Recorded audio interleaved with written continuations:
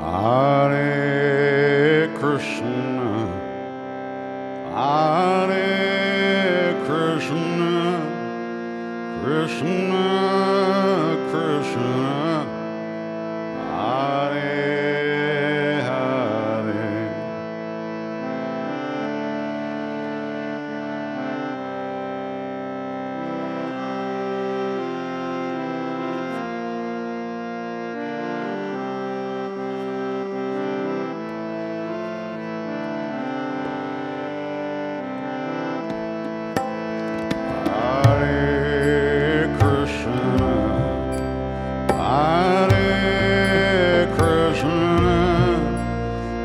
Krishna, Krishna, Hare Hare.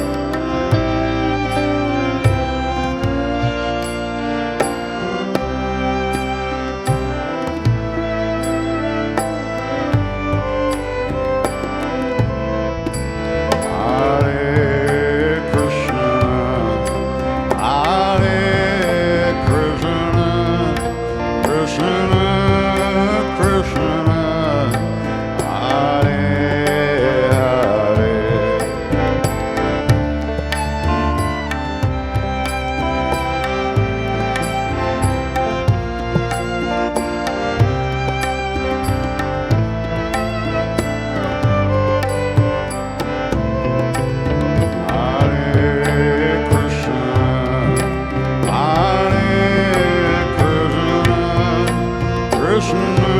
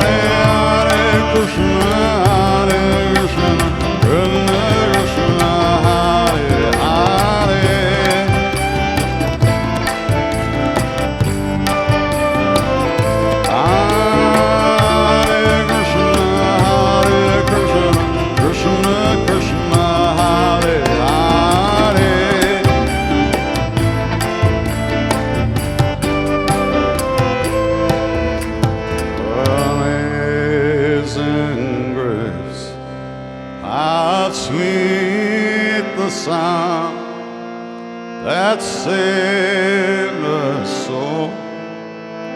soul like me. I once was lost, but now I'm found. Was blind, so blind, but now I see.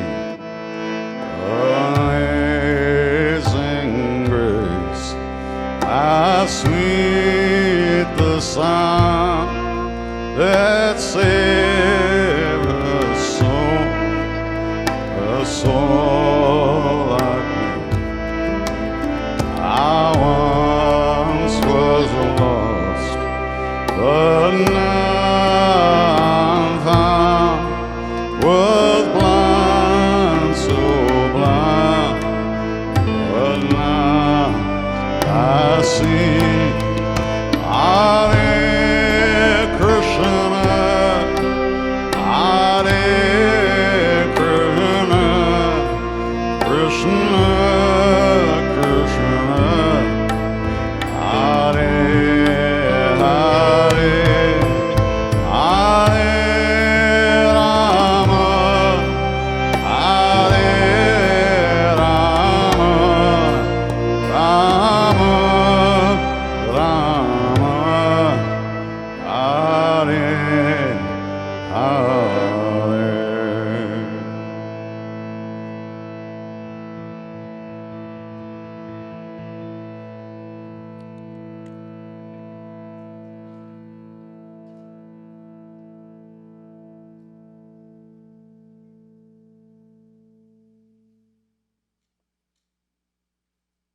Yeah, I had some apples. I heard you bring apples, right? So I brought some apples, and he took them and he threw them to the other people in the room. And I didn't say anything, but he looked at me right away. He said, "What did I do? Did I do right? Did I do right? What did I do?" I said, "I don't know. What did I do? What did I do?" And I said, "Anything you do is good."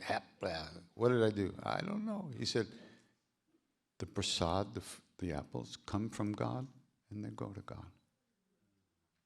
And he said, when you have no desire, you don't want anything. You don't need anything. You have everything. I'm still working on that. It's only 51 years.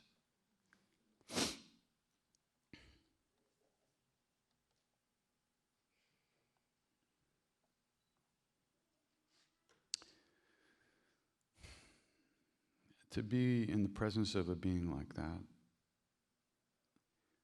was quite wonderful. I mean, I had never felt loved in that way, because I wasn't being loved. I was being led in the room where love lives. And my own stuff kept dragging me out of the room, and he would keep dragging me back in the room. You know, I'd be sitting there and I'd just be tripping. "Oh, I'm such a piece of shit. Why I think all this stuff I don't know." Then boom, you get hit in the heart with a banana, and he's looking at you, "Ah," and you're back in the room. You know, it's like that. That's how he taught. He let you in the room. You dragged yourself out. He got you back in the room. He wasn't a teacher like that. He didn't. Although teachings happened, as things happened around him, teachings happened. But he didn't give lectures, write books. He didn't initiate people and like that.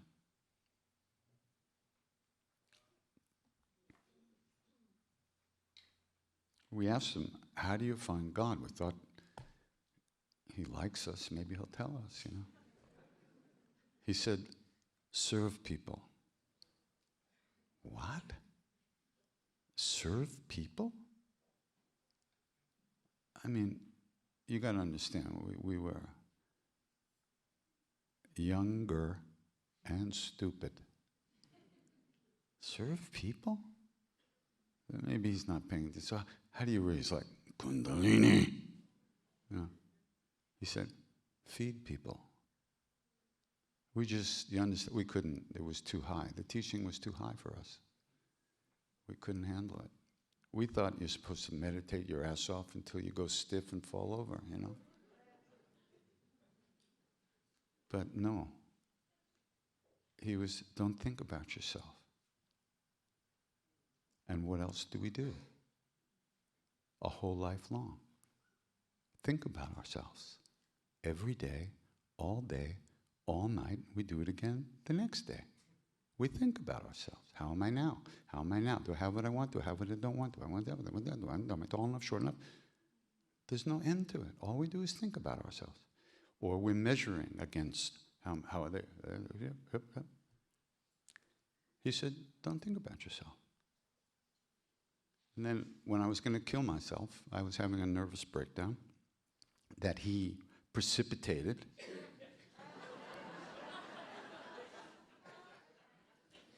He fucking tortured me. You know. Finally, I just fell apart, you know? And then he put me back together. And he said, what are you going to do, jump in the river? Ah. He said, you can't die. Worldly people don't die. Only Jesus died the real death. Why?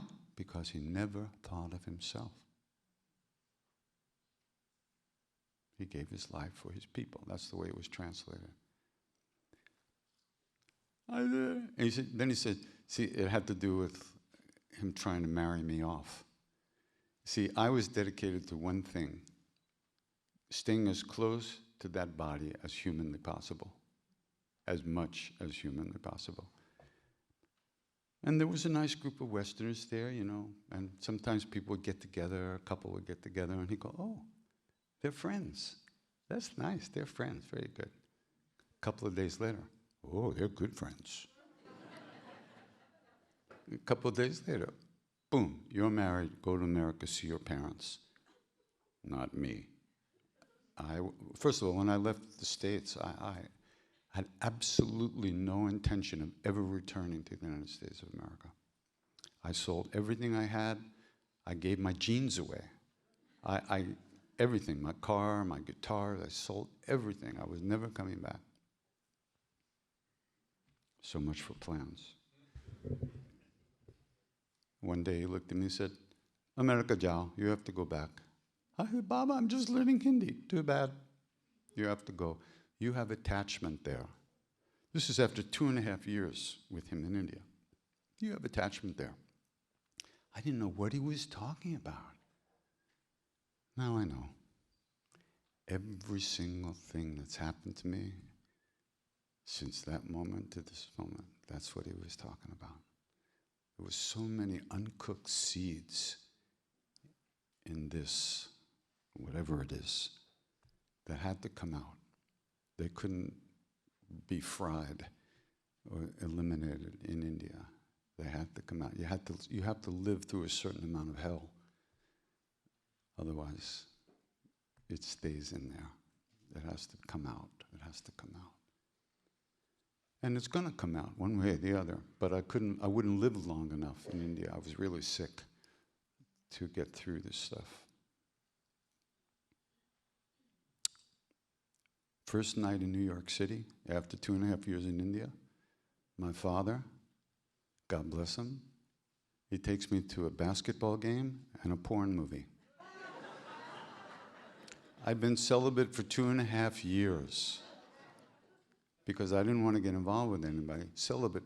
The first night I'm in America, The Devil and Miss Jones. Thank you. That was the end of that part of my life. Thanks, Dad.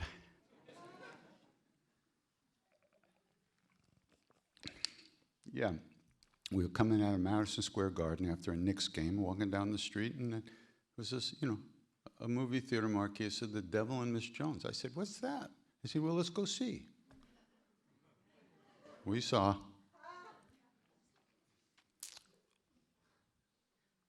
So, but it's okay. It's okay. In fact, the lineage that I'm a part of, which is the lineage of Ram and Hanuman, is not about renunciation, external renunciation.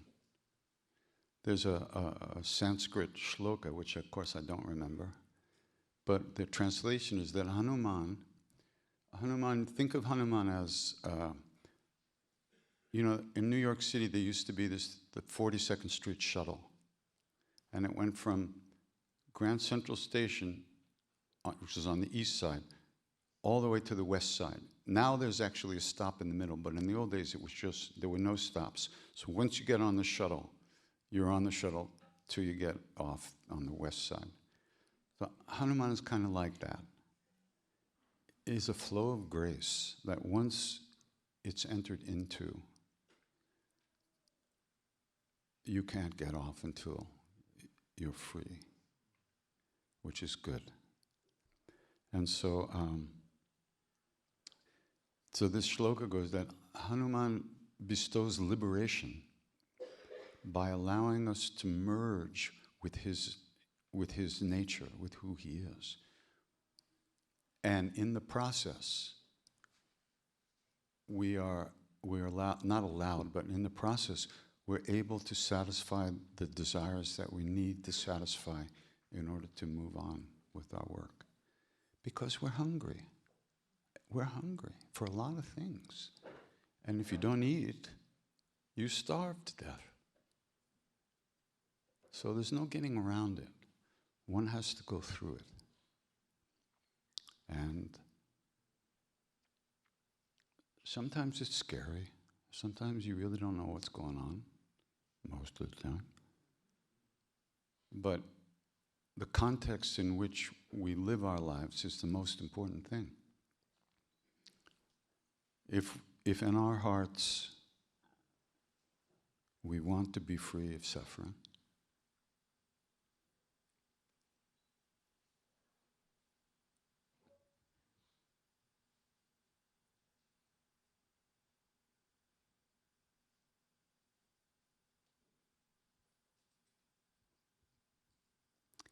and if we also recognize that everyone around us wants to be free,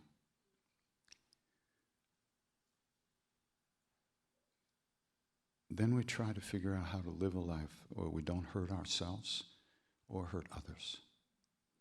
And at the same time, feed ourselves. We have to eat. There's nothing naturally wrong with desire. It's just that don't expect them to make you happy. That's the catch-22. If we try to squeeze water from a stone, we just get a bruised hand. This world is not about happiness. It's about pleasure and pain, the pairs of opposites. What's beyond, or what surrounds those pairs of opposites is who we truly are. So if we get caught in any one of those things, we think, okay, I'm going to get this is going to be it, I'm going to be happy forever, or I'm going to suffer forever. I'm suffering now, I'll suffer. Nothing's forever here. Nothing. And so we begin to recognize that we have to look more deeply for real happiness and real love.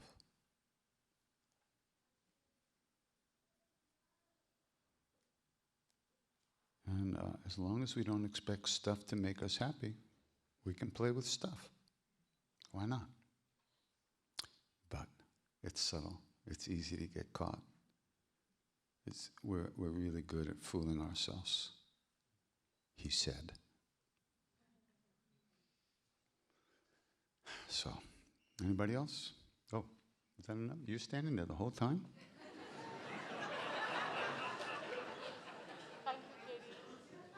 You're welcome. Please sit down, relax.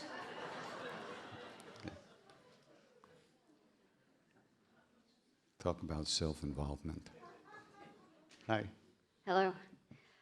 I'm wondering if you can help us know what to do about death. Death? Yeah, Chances are you won't be able to avoid it. that's what I'm feeling, yeah. Yeah, so it's a part of life.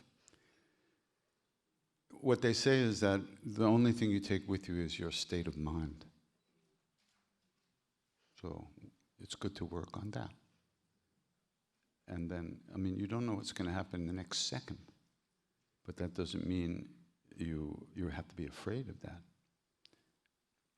It's not required.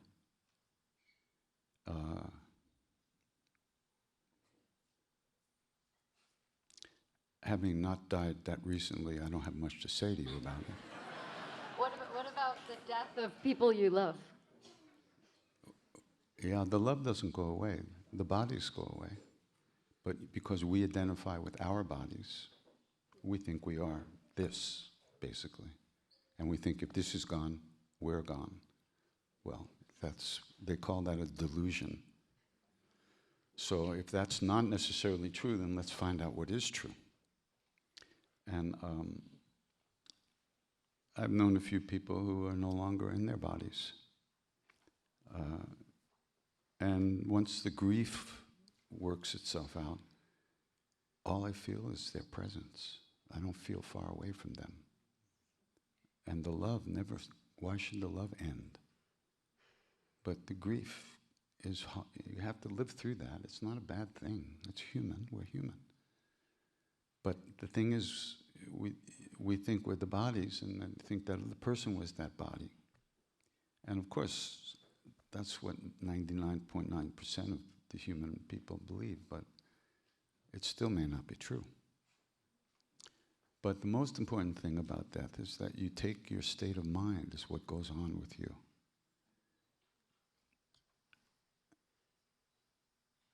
I mean,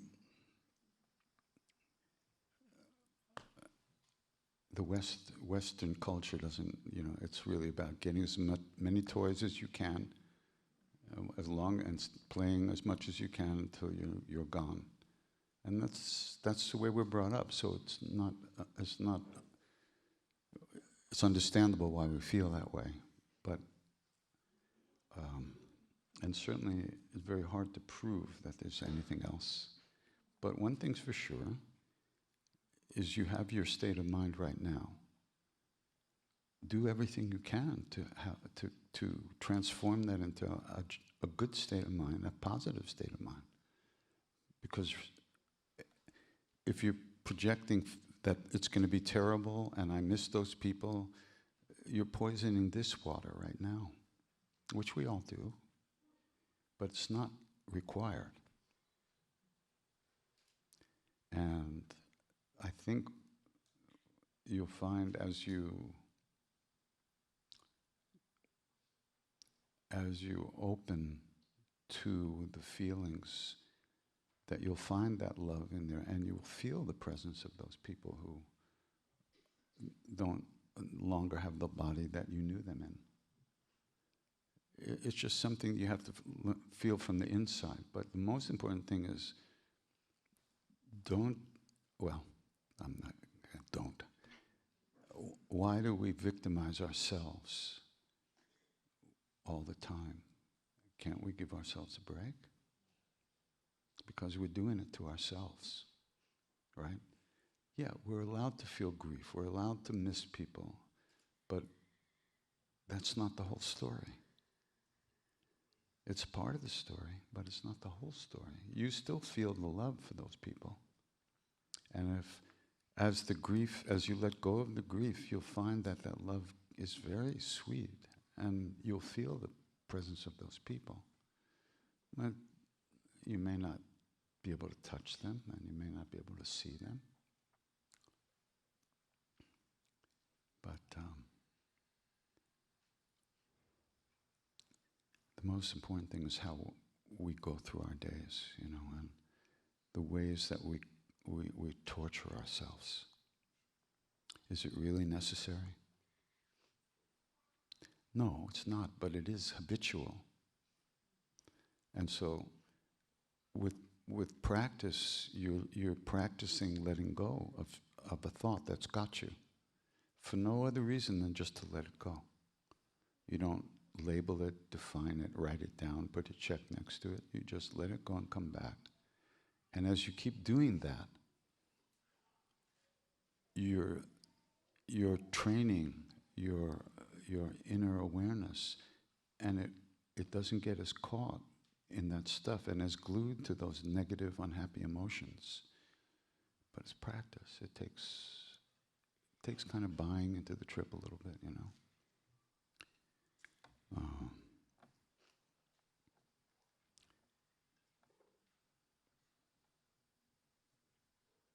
But it's amazing how almost everybody we've ever known acts like they're never going to die. It's extraordinary, isn't it? And when everybody who's ever lived in a body has died since the beginning of time, and we go through our days like, you know, yeah, I'm gonna watch this whole 9,362 episode show, one a day for the rest of my life. You know, we don't know if we're going to be alive next second, but we're planning. So let's, you know, and then there's a lot of reasons why we allow these heavier emotions to own us. It's familiar, you know. We didn't just do this today. We've grown up with this. I have this theory that it's not so much that we see ourselves the way our parents see us. I think we see ourselves a lot like the way our parents saw themselves. We absorb their worldview, their feeling about themselves. You know, God forbid. Right? But we do, and so here we are. So that's kind of like karmic conditioning, you know, which we can let go of. The more we notice it. If you don't notice it, you can't let go of it. Then it's just pushing us around. But as you slow down, you begin to see. You can say, why? Why is this? Why is this happening to me like this? And there are reasons. I mean, because everything is cause and effect. You know.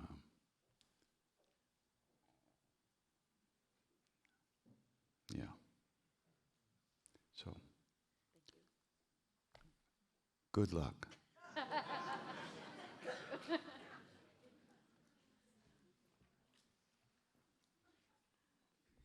Hi. Hey, that's okay. Fall here. Hi, Yeah. Krishna. Hey, Nice to meet you. I had a question about your instrument. which one are you talking about? Well, the one that's in front of you.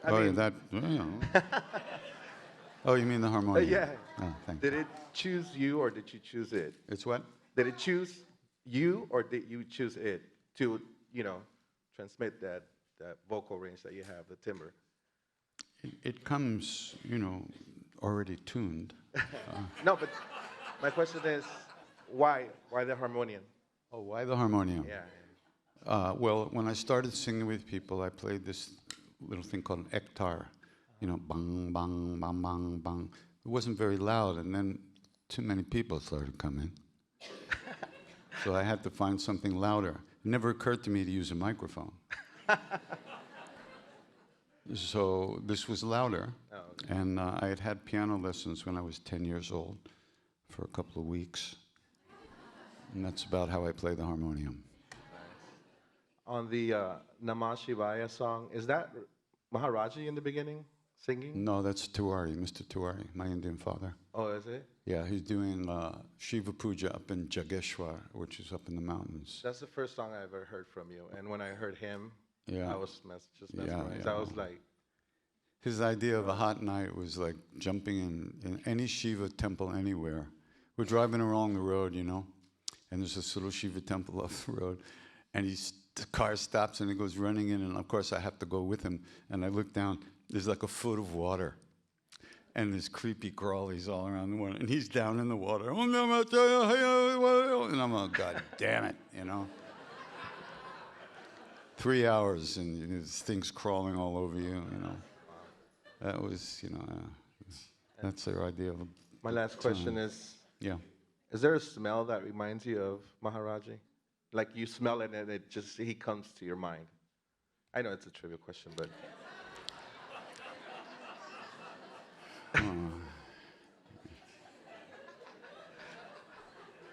Well, actually, the funny thing is that he smelled like the blankets. He smelled like baby.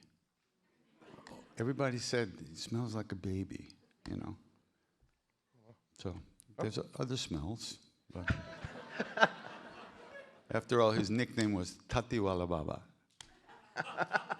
Tati means latrine, and wherever he went, a city happened. Like 1,000 people be there in 10 seconds. So the first thing he did whenever he went someplace was build latrines for people. So he got the name as Latrine Baba. So. Thank you, Krishna. Yeah. Anytime. Katie, thank you so much for being here. Yeah. Can you please tell us? Little closer to the mic. Can you please share with us how you received the name Krishnadas and your family's reaction to telling them that? Well, my family wasn't there, that's for sure. Eventually, when you told them that you had changed. Yeah. Well, all the other Westerners had Indian names. My name was Driver. Because one day Maharaji looked at Ramdas and said, Ramdas, you're a saint, you shouldn't touch money, and you shouldn't drive the car. Give him the keys. So from that moment, I was the driver. Driver, that's what I call it. Everybody had this Das, Krishna, Ram, Shiva, Das, hey, driver, you know. So finally, I get called in one morning, and he looks at me and said, Arjun, nahi, Krishna, nahi, Krishnadas. I looked at him and I said, Krishnadas? I'm a Hanuman guy. What is this Krishna stuff? And he just laughed. Ah. He said, Hanumanji served Krishna too, which is really cool. There's this beautiful story in the Mahabharata. You know what? It's the story of this big war between the so-called good guys and the so-called bad guys. And in the war, Krishna serves as Arjuna's charioteer. Arjuna is the great warrior. And Krishna had said to both sides that he's not going to fight. And he's going to divide himself up. On one side, you could either have him or you could have all his warriors, who are the greatest warriors in the world, to fight on your side. So the bad guy chose the warriors, and the good guy got Krishna. So wherever Krishna was, is victory. So the bad guys were fucked in the beginning. It was over for them. So anyway, Krishna wasn't going to fight. So he acted as Arjun's charioteer. They used to go on these chariots, by horses and, in battle. They used to fight with actually atomic weapons. Truly. They had perfect concentration of mind.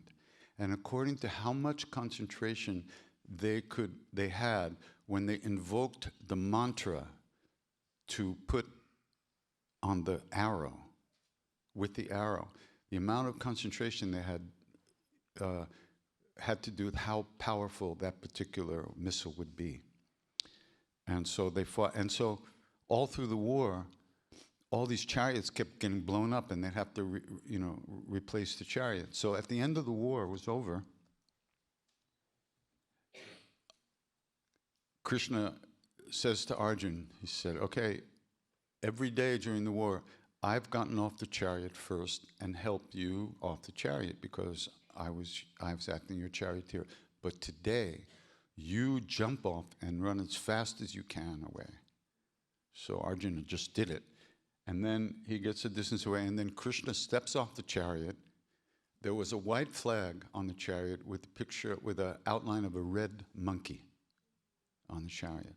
As Krishna steps off the chariot, the monkey flies out of the flag and the chariot explodes in a million pieces. And Krishna says to Arjuna, didn't you wonder why your chariot never was blown up in the war while everybody else had to replace? He said, Hanuman was absorbing all the missiles. So that's how I got the name Krishnadas.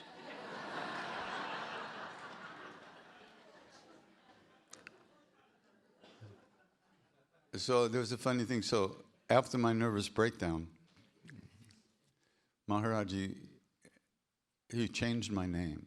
One of the names is Hanuman is Bajrang Bali, which means thunderbolt-bodied warrior, powerful. So one day, after my, I kind of was calming down finally after this whole big thing, and I decided to go smoke some hash in the jungle. I thought that would be a good idea. So I went out into the jungle and I sat on a rock and I smoked some hash and I got completely flipped out, paranoid, crazy. I ran back to the temple and I ran to the temple. Maharaji's waiting for me at the window. He's like, come here. So I went up there and I was like, he said, you're Bajrang Bali. What's your name? I said, Krishnadas. Nay, Bajrang Bali. What's your name? I said, Krishnadas. Nay, Bajrang Bali. Krishnadas. And then I looked at him and I, talking to my guru, I said, okay, you want me to be Bajrang Bali? You remember, he was the eternal celibate. He laughed so hard. He was slapping his thighs. He could not. Then he goes, okay, you're Janaka. You'll have yoga, union with God, and bhog, worldly enjoyments. That's what Janaka was, what they call a Raja Rishi. He was an enlightened being and a king. And he was beyond the pairs of opposites. And so he had yoga, union with God, as well as worldly enjoyments. So when I prayed to Maharaj, I said, okay, I had the bhog. Where's the yoga? And I don't get an answer. I don't know what's going on. So the great story about Janaka was Narada is a great being, and he travels around the world singing the names of Ram around the universe. And apparently he got a little pride someday. So he went to Vishnu and he said, hi, it's me, your great devotee. Who is your greatest devotee after all? And Vishnu says, oh, that king, Janaka. He goes, what? What do you mean? What do you mean? He said, go check. So Narada flies over, and it's nighttime, and Janaka's in his harem, and he's lying around. There's bottles of wine all everywhere. There's women everywhere. He's going, and he's just like this. And Narada goes back to Vishnu and said, come on, you're kidding, right? And he said, no, go back and look again. So he flies back, and he looks down again, and this time he sees one hand, he has his wife or woman on his arm like this, and his other hand is like this in the fire. Actually, in the fire. And so Narada understood that he was beyond pleasure and pain. So that's how I got the name Krishnadas. And my mother, well, she came to India actually after I'd been there a couple of years. And she came, this is how Maharaji does things, okay? She had the idea that Maharaji's nose was like her father's nose. And she was going to come to India and see if it was really true.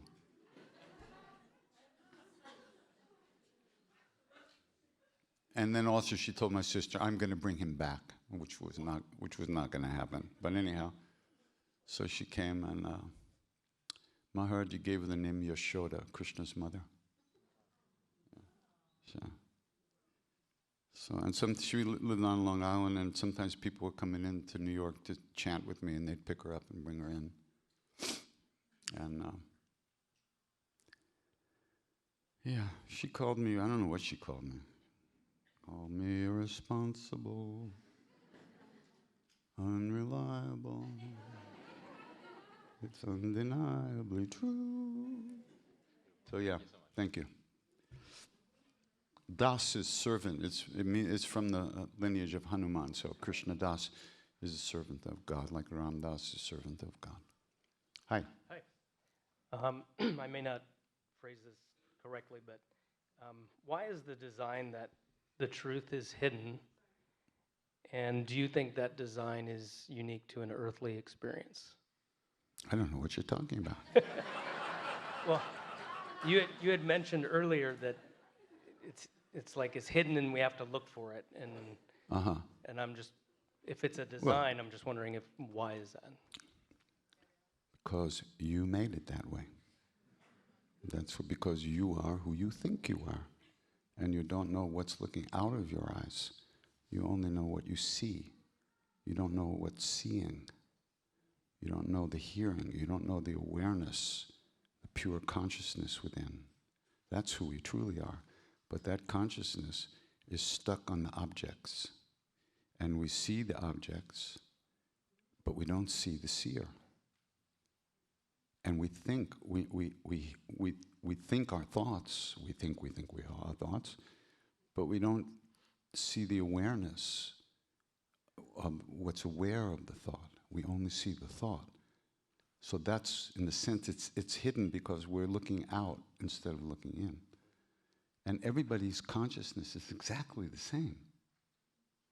That's the thing. Maharaj used to go like this, and he would say, sub-ek, all one. And so we're identified with the stuff, that's why. And we don't know, we're not aware of the awareness. So when you're chanting, for instance, you try to stay aware of the sound, and then you're thinking, right? And you go, oh, fuck, and then you come back. Little by little, that's your awareness kind of moves into that sound, or it gets like identified with the sound, and the sound actually is something that emanates from that place within us. That's the St. John of the Cross said, one of the things that in the beginning the Father uttered one word. That word is his Son, and he utters him forever in everlasting silence, and it is in silence that the heart must hear. So this silence it's not the absence of sound. It's the absence of being glued to your thoughts and stuff. So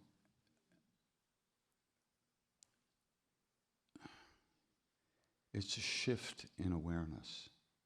Right now we're very busy with the input from the senses: touch, taste, smell, hearing, sight, and thinking also. And we're not aware of essentially to whom all that's happening, or to what. And so we're constantly bouncing off one thing or another, living totally reactive lives, like, and we don't get a vote very much about how we go through the day or how we meet each moment that arrives. It's just knee-jerk reactions whole life long. So as we do some practice, as we learn how to calm our awareness down a little bit and slow down, we begin to feel this kind of spaciousness around things. And eventually,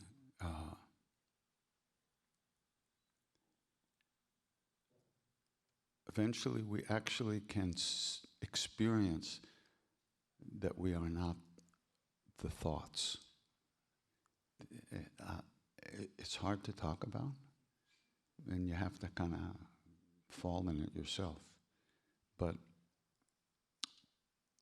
eventually you actually are freed from the obsessive flow of thinking.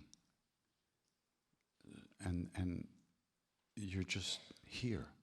And it's an extraordinarily wonderful feeling. It's like you're breathing for the first time. So that's the sin. It's not that it's hidden because somebody hid it. It's hidden because we don't know where to look. We don't even know to look. Nobody that we ever grew up with was looking for it. So, but there are living traditions that go back thousands and thousands of years of where this awareness is essentially transmitted from generation to generation, from person to person.